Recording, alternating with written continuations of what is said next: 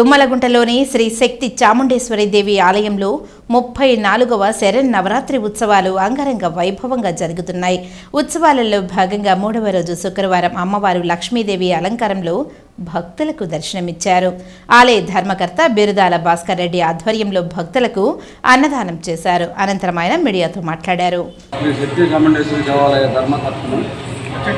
నిన్న మొదటి అమ్మవారి యొక్క శరన్నవరాత్రి ఉత్సవాల సందర్భంగా నిన్న మొదటి రోజున అమ్మవారికి గోపూజ ధ్వజారోహణము ప్రారంభమై ప్రత్యేక అలంకారములు అభిషేకములు అమ్మవారికి హోమము అన్నదాన కార్యక్రమాలు స్టార్ట్ అయినాయి.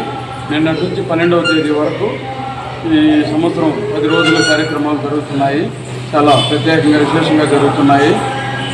మేము ఈ యొక్క దేవాలయము 40 సంవత్సరాల నుంచి సుమారు 40 సంవత్సరాల నుంచి పుట్టతో స్టార్ట్ అయినటువంటి దేవాలయం ఈరోజు దినదినాభివృద్ధిగా ఈరోజు ఎంతో అభివృద్ధిని భక్తులకి అమ్మవారు ఎన్నో విధాలుగా సహాయ సహకారాలు చేయడంతో భక్తాదులందరూ కూడా చేసి ఈ యొక్క కార్యక్రమాలకు మాకు ఎంతగానో సహకరిస్తూ ఈ యొక్క దేవాలయ అభివృద్ధికి అందరూ కూడా కృషి చేస్తున్నారు. కాబట్టి అందరికీ కూడా మా అమ్మవారి యొక్క కృపాకటాక్షాలు పొందాలని కోరుకుంటున్నాము.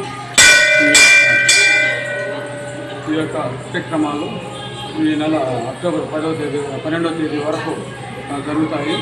ఒక్కొక్క రోజు ఒక్కొక్క అలంకారంలో అమ్మవారిని తీర్చిదిద్దడం జరుగుతూ ఉంది.